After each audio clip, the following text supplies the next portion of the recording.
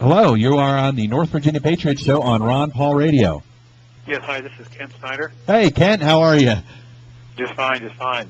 Glad you made it on. We were just starting to wonder, and but you guys keep a tight schedule, and we are glad you made it. Very good. Right on. Well, thanks for calling in. I guess I know we're very short on time. You scheduled us in a little window, and we thank you very much for doing that. We are honored to have you on, and We're glad to be with you. Yeah. You are talking to definitely a very excited grassroots effort here. We're all out doing our parts. We're all over the country and all over the world. We have listeners and we've done a lot to promote. So a lot of people are looking forward to this.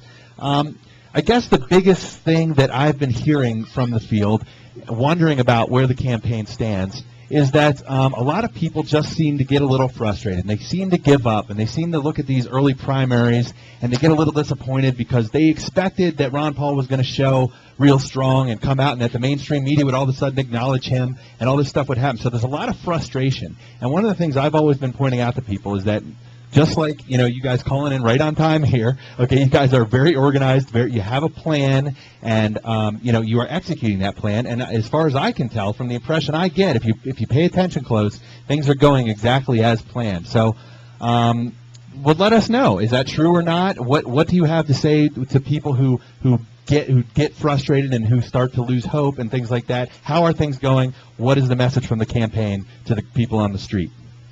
Well, I think the best way of summing up your specific question, how the campaign is going, is what we put on our website recently in terms of a graphic. There were 11 candidates. There are now 5, and Dr. Paul is one of the 5. So to me, if you step back and look at it, this campaign started a year ago. We were between 0 and 1%. I can bet you that 99% of your listeners, including myself, would not have bet a month's worth of grocery money that we will probably beat Giuliani, where Giuliani will probably fall out after Florida. Most people would never have guessed that the money would have been raised as it has been. Most people never would have bet a month of grocery money that Dr. Paul would still be where he is today. That's a fact. So from that, so from that perspective, you can say the glass is half empty or half full, but when you go back and take a little bit of time and try to take your emotions out of it, and realize where we started, realize in addition, as your listeners know, that the mainstream media is not helping us. In fact, they're trying to hurt us. When you realize that the message of Dr. Paul, even though it's very common to us and your listeners, for the most voters out there, even in the Republican Party, as a friend of mine who is a Republican operative, he's not one of us, in the sense of the freedom message, but he said, Kent, you have to realize that most Republican voters, what you're promoting, Ron Paul's message, getting rid of the Federal Reserve, getting rid of the income tax, getting rid of the IRS, et cetera, et cetera, et cetera, that is like trying to get an infant to swallow a piece of steak. It's very difficult. And why is that? Why is the Republican Party so embedded with these kind of concepts at this point? When traditionally, they were not so embedded. They were very much more of a Ron Paul, true conservative, libertarian-minded mindset. Well, I'm 49 years old, and I was involved in the most Republican state at the time when I was in high school, Kansas.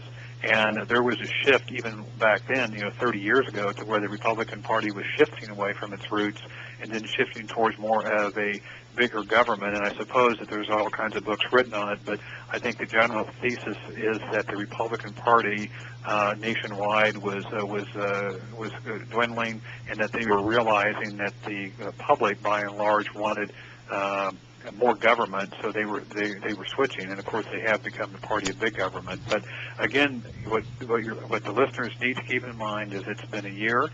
We started from literally 0 to 1%. Dr. Paul is one of 5 candidates left standing out of 11. It could be one of 4 after Florida. He came in second place in Nevada, came in second place in Louisiana, and possibly first place, but that's a whole other question that we're trying to figure out. And he's still there. He's still on the debate stage. We still have money. Money's still coming in. He still gets interviewed. He was up in Maine today. He spent the day in Maine. He just got back here to D.C. So we're in it. And to me, that's the real bottom line. It might not happen as quickly. And that's another thing I wish people would keep in mind as well, that this whole presidential race, unfortunately, has turned into a marathon, where it used to be, years ago, it used to be about a 6-month proposition. But now candidates and the whole thing is driven by about a year or 2 years. So it's a long race, and people have to remember that. Absolutely. And, I'm with you 100%. And if I'd say it's a pretty good split, and Ron Paul alluded to it in the update message that was put out recently. He alluded to the fact that there are two kind of different mindsets on this thing. And I think a lot of it comes from how long have you been in the movement? How long have you been a freedom lover? And how long have you idealized these concepts to see the government shift in this direction? I think for those who have been around for a while, everything is very encouraging. Everything is great. Everything is on track. What do you say to the people who haven't quite been around as long, who really realize that, wow, maybe I am more of a libertarian or more of a true conservative than I ever realized because of Ron Paul and the recent race, and then they get all inspired and then they get let down pretty quick because of some early results. So is there any particular message you have to those people? Well, I guess to be candid about it, I would suggest that they develop some patience. I mean, I don't know what else to say. Absolutely. The world is. I mean, the world. I don't know. I mean, we're all adults, and I'll just be candid about it. For people like myself, Dr. Paul, it sounds like you, and a lot of other people who've been involved in the freedom movement for 20 or 30 years, we've been working diligently with absolutely no tangible results for all that time, and all of a sudden, pop. Now we have a great campaign called the Ron Paul Revolution, and now it's happening right in front of our eyes. And so it's taken us 20, 30 years. I mean, that's what Dr. Paul, look at him. He's been a member of Congress. He's been advancing these causes for 25 or 30 years, very patiently, very quietly, confidently, and very consistently. And so for him and other people like him in a lot of different capacities, finally our time has come. So for him and others, this is a great day. Absolutely. For people who just got into the movement, they need to have some patience and have a little bit of perspective on this and realize that just because they've been involved in this effort for 6 months, that's really not very much time. Exactly. Okay, what the other big thing that is on everybody's mind, the thing that makes us want to jump up and scream and throw stuff at the TV when we're watching the debates and everything, and what is it what do we do about the mainstream media? So many people want Ron Paul just to get mad, and they want him to get up there and say, "This is enough of you ignoring me." This is, when he gets on that debate stage, to take that opportunity on the national scene to make a statement. And I understand there's definitely some cons to doing that. So what would you say to those people who want to see him do that? Well, believe me, my immediate reaction is I know how you feel. When I'm in the debate studio there, it's all I can do from not getting up on live television and saying exactly what you just said. It's extremely frustrating. For Dr. Paul, of course, his personality is a little bit different, and of course he doesn't want to do something that by and large might be perceived by the general electorate as something just too outlandish or something immature or something along those lines. So he's a little bit more reserved than probably we are, people in the audience. But it is very frustrating, and I was hopeful that this last debate, since there were only 5 candidates on stage instead of 7, 8, and 10 like there have been, that Dr. Paul would have gotten more time, and I think he got less time than he's gotten in some of the other debates with twice as many candidates. So, absolutely, he sure did. We were predicting the same thing here, and our calculations was he got 6 minutes. Yeah. So it's very frustrating, but Dr. Paul, as you know, is a trooper. He is there doing what he does. Certainly, he tries and does a superb job at making the most use of the time that he is given. But my prediction is that if the networks continue this little tactic that they've been doing for so long, that people, even the general public, will begin to realize this is just so obvious. Of course, we have a debate coming up, I guess it's on Wednesday at the Reagan Library, and we will see if MSNBC and Chris Matthews does the same thing as happened this last time. Right. Now, there's a lot of stuff flying around on different reasons why and how the mainstream media is acting the way they're acting. What does it look like from where you sit? What would you say that the best reason, the best way you could describe what it is that they're up to or not up to in terms of giving Ron Paul an opportunity to get his message out? I think by and large we're going to have to fight this.